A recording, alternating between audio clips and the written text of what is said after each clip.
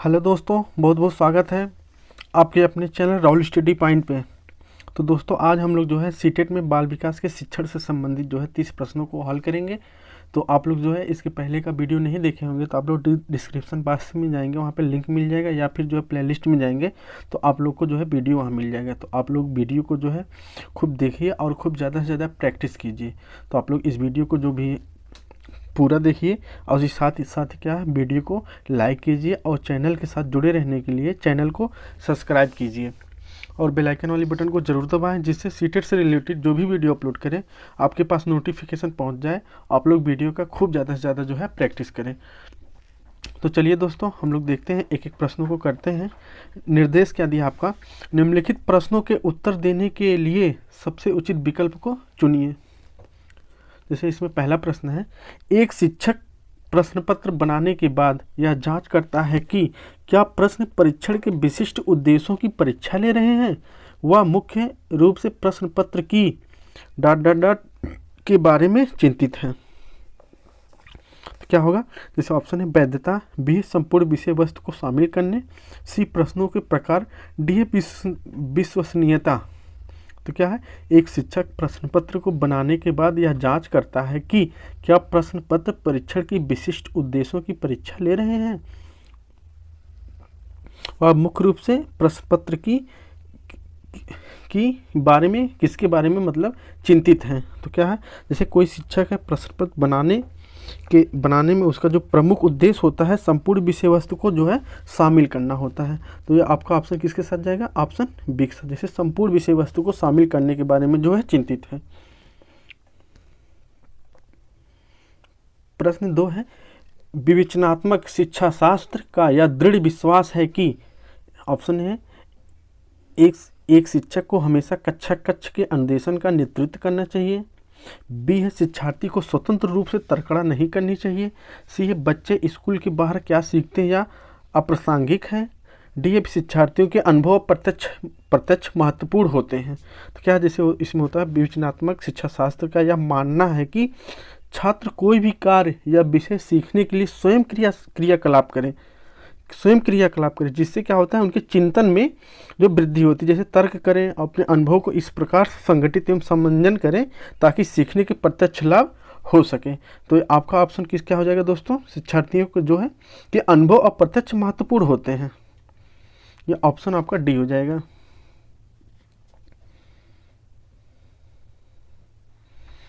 प्रश्न 3 है, विद्यालय आधारित आकलन मुख्य रूप से किस सिद्धांत पर आधारित होता है। तो ऑप्शन है आकलन बहुत किफ़ायती होना चाहिए, बी है वाह्य परीक्षकों की अपेक्षा शिक्षक अपने शिक्षार्थियों की क्षमताओं को बेहतर जानते हैं, सी है किसी भी कीमत पर विद्यार्थियों को अच्छे ग्रेड मिलने चाहिए, और डी है विद्यालय वाह्य परीक्षा निकायों की अपेक्षा ज़्यादा सक्षम है। तो प्रश्न 3 का क्या होगा, जिसे विद्यालय आधारित जो आकलन विद्यार्थियों की कमजोरियों को पहचान कर उसमें सुधार करने की एक प्रक्रिया मानी जाती है। इस प्रक्रिया में जो है विद्यालय के शिक्षक अपने छात्रों को जो है आकलन करते हैं, क्योंकि वो अपने छात्रों को अच्छी प्रकार से समझने का प्रयास करते हैं। तो क्या होगा दोस्तों, जैसे बाह्य परीक्षकों की अपेक्षा शिक्षार्थियों की क्षमताओं को बेहतर जानते हैं, या आपका ऑप्शन बी के साथ जाएगा। प्रश्न 4 है, शिक्षार्थी व्यक्ति विभिन्नता प्रदर्शित करते हैं अतः शिक्षक को क्या करना चाहिए। जैसे इसमें है अधिगम के एक समान गति पर बल देना। तो दोस्तों, जहाँ पे जैसे एनसीएफ 2005 कहती है कि शिक्षार्थी को कभी भी बल देना जैसे हुआ रटंत प्रणाली हुआ, ये सब जो मान्यता नहीं देती है। तो आपका ऑप्शन यहाँ पे ए गलत हो जाएगा। बी है सीखने के विविध अनुभवों को उपलब्ध कराना, बी है कठोर अनुशासन सुनिश्चित करना, यह भी आपका ऑप्शन गलत हो जाएगा। परीक्षाओं की संख्या बढ़ा देना, या अभी आपका जो है ऑप्शन गलत हो जाएगा। तो क्या होता है, एक शिक्षार्थी की व्यक्तिगत विभिन्नता को प्रदर्शित करने के लिए एक शिक्षक को जो है उसके विविध अनुभवों को उपलब्ध कराना चाहिए। ऑप्शन या आपका जो है ऑप्शन या बी के साथ जाएगा। जैसे शिक्षार्थी की व्यक्तिगत विभिन्नता प्रदर्शित करते हैं तो शिक्षक को जितना भी सीखने की तरीकों के बारे में ज्ञात हो, एक शिक्षक को जितना भी उसको अपने नॉलेज हो, उस सभी प्रकार के अनुभव को जो है विद्यार्थियों को जो है उपलब्ध करा देना चाहिए। जिससे क्या होता है, उनके जो है व्यक्ति विभिन्नतम जो है प्रदर्शित करते हैं, अच्छा खासा उनको जानकारी हो जाती है। तो ऑप्शन यहाँ बी हो जाएगा। प्रश्न 5 है, वाइगोत्स्की बच्चों को सीखने में निम्नलिखित में से किस कारक की महत्वपूर्ण भूमिका पर बल देते हैं?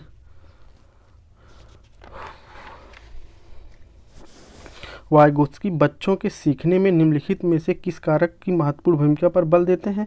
तो ऑप्शन ए है सामाजिक, बी है अनुवांशिक है, सी है नैतिक, डी है शारीरिक। तो वाइगोत्स्की के अनुसार बालक के संज्ञानात्मक विकास की व्याख्या उसके सामाजिक सांस्कृतिक परिवेश के परिप्रेक्ष्य में करनी चाहिए, जिससे कि बालक का सामाजिकरण में विकास होता है। तो आपका ऑप्शन एक सच जाएगा। वाइगोत्स्की किस पे जो है जोर देते हैं? तो सामाजिक पे देते हैं, सामाजिक एवं सांस्कृतिक पे। प्रश्न 6 है, एक शिक्षिका अपने शिक्षार्थी को विभिन्न अधिगम शैलियों को संतुष्ट करने के लिए वैविध्यपूर्ण कार्यों का उपयोग करती है, वह ... से प्रभावित है। तो ऑप्शन है पियाजे के संज्ञानात्मक विकास के सिद्धांत, बी है कोहलबर्ग के नैतिक विकास के सिद्धांत, सी है गार्डनर के बहुबुद्धि सिद्धांत, डी है वाइगोत्स्की के सामाजिक सांस्कृतिक सिद्धांत।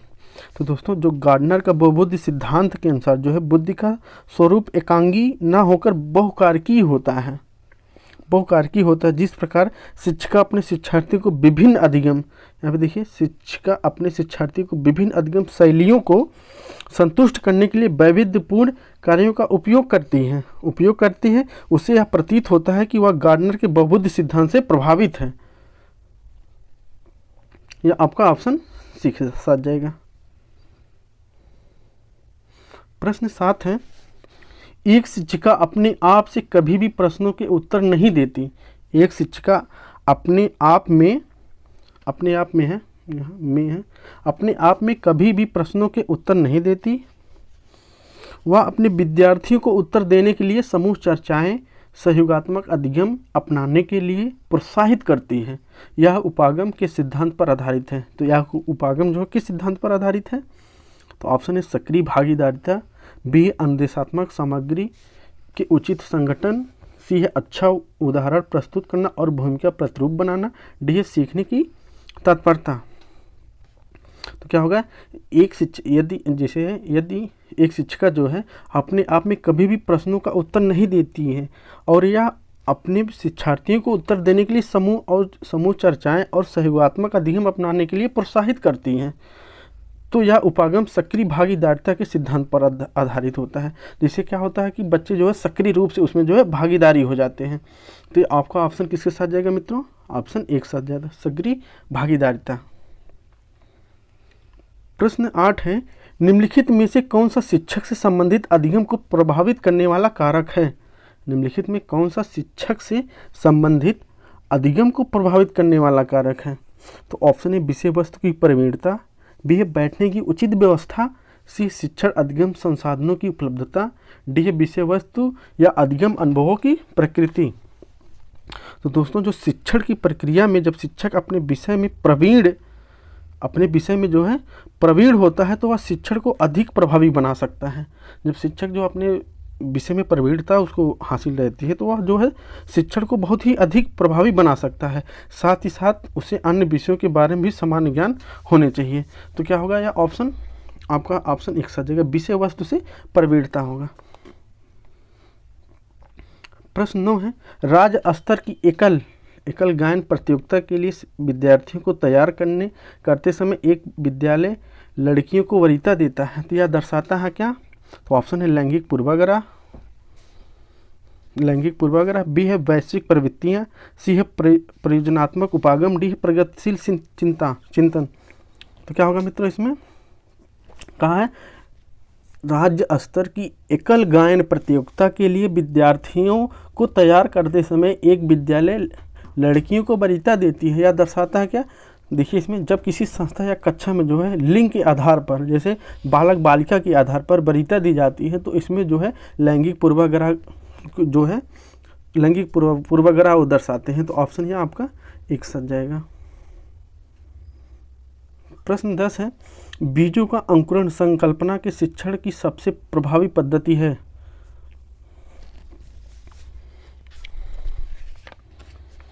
ऑप्शन ए है विस्तृत व्याख्या करना, बी है विद्यार्थियों द्वारा पौधों के बीज बोना और उसे अंकुरण के चरणों का अवलोकन करना, सी है श्यामपट्ट पर चित्र बनाना और वर्णन करना, डी है बीज की वृद्धि का चित्र बनाना। तो बीजों का अंकुरण संकल्पना के शिक्षण का सबसे बेहतर जो है तरीका क्या हो सकता है, या विद्यार्थियों के द्वारा पौधों को बीज बोना और उसे उसके अंकुरण के चरणों का अवलोकन करा। जैसे कोई भी विद्यार्थी हो, उसको एक जैसे कोई पौधा दे दिया जाए, पौधों को जो वह लगाएगा उसको मतलब पानी कब चाहिए, उसको मतलब खाद देगा, उसके बारे में जो भी होगा वह विद्यार्थियों के जो है उसको सोचेगा, धीरे धीरे उसका जो है अवलोकन करेगा, उसके चरणों को अवलोकन करेगा। तो सबसे बेस्ट क्या है, जो बीजों का अंकुरण संकलन शिक्षण का सबसे प्रभावी पद्धति मानी जाती है कि विद्यार्थियों के द्वारा पौधों को बीज बोना है और उसके अंकुरण के चरणों का अवलोकन करना। ऑप्शन आपका बी हो जाएगा।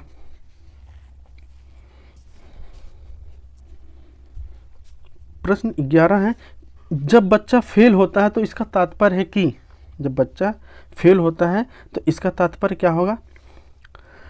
ए है बच्चा पढ़ाई के लिए योग्य नहीं है, बी बच्चे ने उत्तर को सही तरीके से याद नहीं किया, सी है बच्चे को प्राइवेट ट्यूशन लेनी चाहिए, डी व्यवस्था फेल हुई है। तो क्या होगा मित्रों इसका, जैसे यदि कोई छात्र जो है किसी भी प्रकार से मानसिक रोग से पीड़ित नहीं है, ठीक, अर्थात मतलब छात्र यदि परीक्षा में फेल हो जाता है तो शिक्षक को यह जो है मानी जाती है कि यह शिक्षा व्यवस्था जो है फेल है, या आपका ऑप्शन जो है डी सज जाएगा।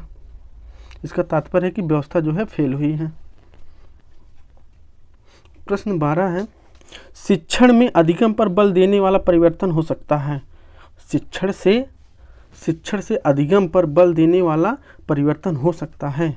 तो ऑप्शन है परीक्षा परिणामों पर केंद्रित होकर, बी है बाल केंद्रित शिक्षा पद्धति अपनाकर, सी है रटने को प्रोत्साहित करके, डी है अग्र शिक्षण की तकनीक अपनाकर। तो 12 का क्या होगा दोस्तों, बाल केंद्रित शिक्षा जो है पद्धति अपनाकर शिक्षण के अधिगम पर बल देने वाला परिवर्तन हो सकता है। तो यह आपका ऑप्शन जो है बी के साथ जाएगा, बाल केंद्रित शिक्षा पद्धति अपनाकर। प्रश्न 13 है, समावेशी शिक्षा हाशिए पर स्थित वर्गों से शिक्षकों को सम्मिलित करने से संबंधित है, बी है कक्षा में विविधता का उत्सव मनाती है, सी है दाखिले संबंधी कठोर प्रक्रियाओं को बढ़ावा देती है, डी तथ्यों की शिक्षा से संबंधित है। तो क्या होगा मित्रों इसमें 13 का क्या होगा, या जो है कक्षा में विविधता का उत्सव मनाती है, समावेशी शिक्षा जो है कक्षा में विविधता का उत्सव मनाती है, या आपका ऑप्शन बी के साथ जाएगा। प्रश्न 14 है, निम्नलिखित में से कौन सा वस्तुनिष्ठ प्रश्न है। तो ऑप्शन है निबंधनात्मक प्रश्न, बी है लघुत्तरात्मक प्रश्न, सी है मुक्त उत्तर वाले प्रश्न, डी सत्य असत्य। तो दोस्तों जैसे जो वस्तुनिष्ठ प्रश्न होते हैं प्रश्नों के बारे में, तो हम ये जानते हैं जैसे जो प्रश्न केवल एक लाइन में लिखकर या पूछा जाना कि वाक्य सत्य है या असत्य, इस प्रकार के प्रश्नों को हम किस वस्तुनिष्ठ जो है प्रकार के प्रश्न कहते हैं। जैसे इसको जो है किस श्रेणी में रखा गया है, जैसे प्रश्न पूछा जाता है सत्य है असत्य, वन लाइनर होता है, तो आपका ऑप्शन डी के साथ जाएगा, सत्य असत्य है।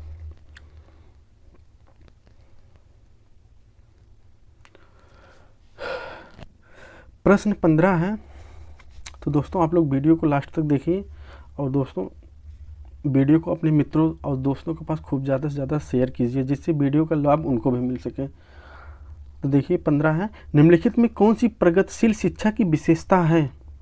तो ऑप्शन है समय सारणी पर बैठने की व्यवस्था में लचीलापन, बी है केवल प्रस्तावित पाठ्य पुस्तकों पर आधारित अनुदेश, सी परीक्षाओं के अच्छे अंक प्राप्त करने पर बल, डी बार बार ली जाने वाली परीक्षाएं। तो दोस्तों जो एक प्रगतिशील शिक्षा की विशेषता क्या मानी जाती है, जो प्रगतिशील शिक्षा का तात्पर्य क्या है कि विषय वस्तु को समय सारणी के अनुसार जो है पढ़ाने में लचीलापन एवं छात्रों के बैठने की व्यवस्था में लचीलापन लाना है।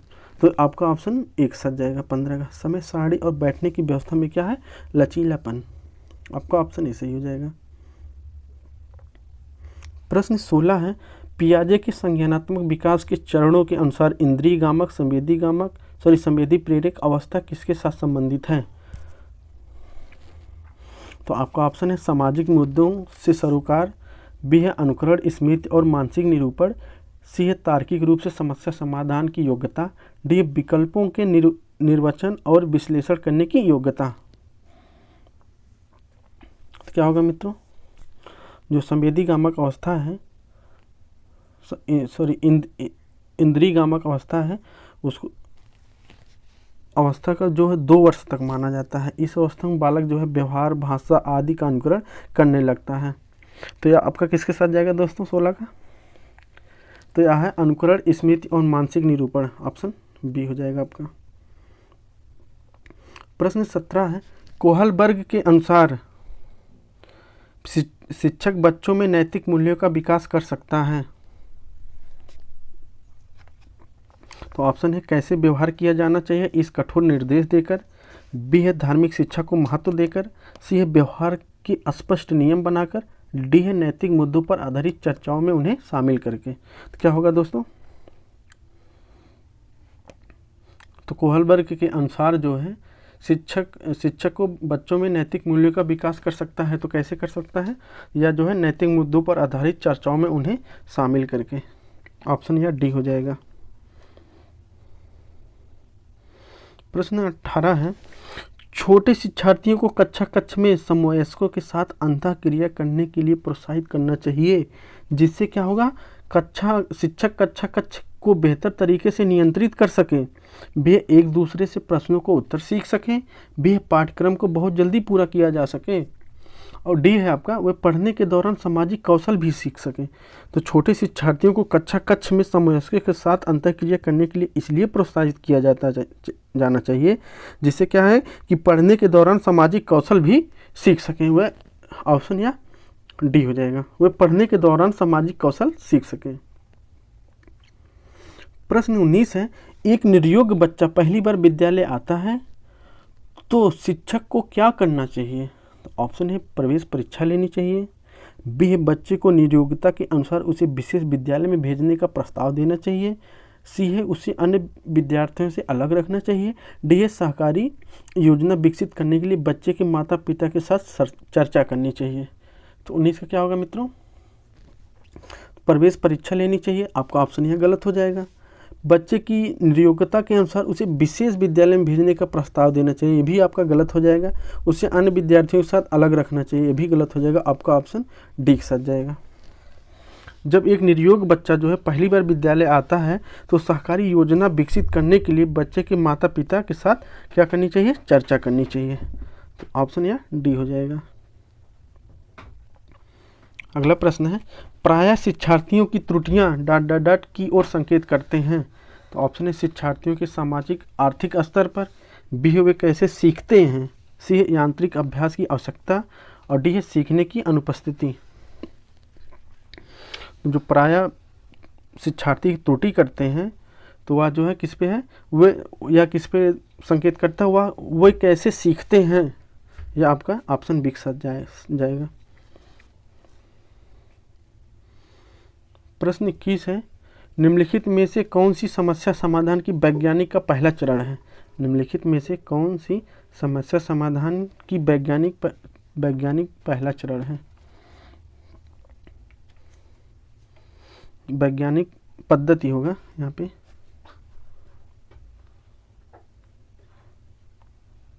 क्या निम्नलिखित में कौन सी समस्या समाधान की वैज्ञानिक पद्धति का पहला चरण है। तो ऑप्शन है परिकल्पना का निर्माण करना, बी है परिकल्पना का परीक्षण करना, सी समस्या के प्रति जागरूकता, डी है प्रासंगिक जानकारी को एकत्र करना। तो क्या होगा दोस्तों, जैसे किसी भी प्रकार की समस्या समाधान का जो पहला चरण होता है, समस्या के बारे में जानना होता है। इसे वैज्ञानिक भाषा में समस्या के प्रति जागरूकता के नाम से जाना जाता है। तो यह आपका ऑप्शन जो है सीख आ जाएगा, समस्या के प्रति जागरूकता होगा। प्रश्न 22 है, मानव व्यक्तित्व परिणाम है। ऑप्शन है केवल आनुवंशिकता का, बी है पालन पोषण और शिक्षा का, सी है आनुवंशिकता और वातावरण की अंतःक्रिया का, डी केवल वातावरण का। तो 22 का क्या होगा दोस्तों, जो मानव व्यक्तित्व जो है आनुवंशिकता और वातावरण की अंतःक्रिया का जो है परिणाम होता है। ऑप्शन या सी हो जाएगा। प्रश्न 23 है, शिक्षण अधिगम प्रक्रिया में व्यवस्थित रूप से ध्यान देना महत्व है, क्योंकि बच्चों की विकास दर भिन्न होती है और वे भिन्न तरीकों से सीख सकते हैं। बी है, शिक्षार्थी हमेशा समूह में ही बेहतर सीखते हैं। सी है, शिक्षक परीक्षण कार्यक्रम में ऐसा ही बताया गया है। डी है, इससे प्रत्येक शिक्षार्थी को अनुशासित करने के लिए शिक्षण का बेहतर अवसर मिलते हैं। तो 23 का क्या होगा दोस्तों, बच्चों की विकास दर भिन्न होती है और भिन्न तरीकों से सीख सकते हैं। आपका ऑप्शन जो है ए है।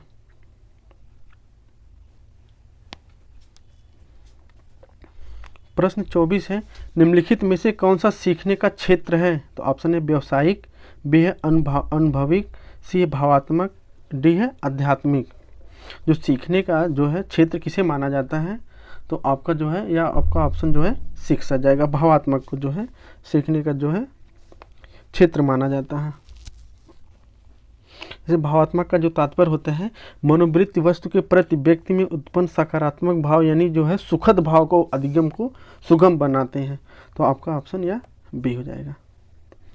प्रश्न 25 है, जब बच्चा कार्य करते हुए उबने लगता है तो इस बात का है कि बच्चे को अनुशासित करने की ज़रूरत है। बी है, संभवतः कार्य यांत्रिक रूप से बार बार हो रहा है। सी है, बच्चा बुद्धिमान नहीं है। डी, बच्चे में सीखने की योग्यता नहीं है। तो जब एक बच्चा जो है किसी कार्य को लगातार करता है तो कुछ समय बाद उस काम में रुचि खत्म हो जाती है, जिससे बच्चा उबने लगता है, जिसका आशय है कि कार्य यांत्रिक रूप से बार बार हो रहा हो। संभवतः यह कार्य जो बार बार होगा तो बच्चा कार्य को करते समय उबने लगता है। तो आपका ऑप्शन किसके साथ जाएगा? या आपका ऑप्शन बी हो जाएगा। प्रश्न 26 है मित्रों, शिक्षा के संदर्भ में सामाजिकरण से तात्पर्य है। तो ऑप्शन है सामाजिक मानदंडों का सदैव अनुपालन करना। बी है अपने सामाजिक मानदंड बनाना। सी है समाज में बड़ों का सम्मान करना। डी, सामाजिक वातावरण में अनुकूलन और समायोजन। तो सामाजिकरण का जो सबसे बेस्ट माना जाता है वो आपका होगा सामाजिकरण, वातावरण में अनुकूलन और समायोजन को जो है सबसे बेस्ट माना जाएगा। प्रश्न 27 है, निम्नलिखित में कौन सा विकास का सिद्धांत है? विकास का सिद्धांत कौन सा है? तो ऑप्शन है विकास की सभी प्रक्रिया अंतः संबंधित नहीं है। बी है, सभी का विकास दर समान नहीं होती है। सी, विकास हमेशा रेखीय होता है। डी, या निरंतर चलने वाली प्रक्रिया नहीं है। तो पूछा निम्नलिखित में कौन सा विकास का सिद्धांत है? तो 27 का क्या होगा दोस्तों, विकास की प्रक्रिया का अविराम गति से निरंतर चलती रहती है। विकास की प्रक्रिया बिना रुके हुए निरंतर गति से चलती रहती हैं, पर यह गति कभी तीव्र या कभी मंद होती है। जैसे इसमें शरीर के कुछ भागों का विकास तीव्र गति से और कुछ का मंद गति से होता है। तो यह जो है विकास दर समान नहीं होती हैं, यानी आपका ऑप्शन किसके साथ जाएगा? सभी की विकास दर समान नहीं होती हैं, या बी हो जाएगा। प्रश्न 28 है, मानव विकास के क्षेत्रों में विभाजित किया जाता है जो शारीरिक, आध्यात्मिक, संज्ञानात्मक और सामाजिक हो। बी है, शारीरिक, संज्ञानात्मक, संवेगात्मक और सामाजिक हो। सी है, संवेगात्मक, संज्ञानात्मक, आध्यात्मिक और सामाजिक मनोवैज्ञानिक हो। डी, मनोवैज्ञानिक, संज्ञानात्मक, संवेगात्मक और शारीरिक।